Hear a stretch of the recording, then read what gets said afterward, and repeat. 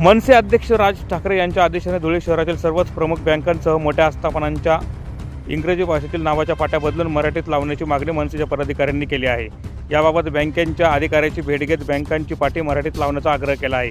मराठीत नावाची पाटी न लागल्यास मनसे स्टाईल आंदोलन करण्याचा इशारा मनसेच्या पदाधिकाऱ्यांनी शहरातल्या सर्वच प्रमुख बँकांसह मोठ्या आस्थापनांच्या मालकांना दिला आहे। मनसेने दिलेल्या इशाऱ्यानंतर नावांच्या पाट्यात बदल होईल का हे पाहणं महत्त्वाचं ठरणार आहे। जय महाराष्ट्र। मी संजय सोनवणे, धुळे महानगर अध्यक्ष मनसे।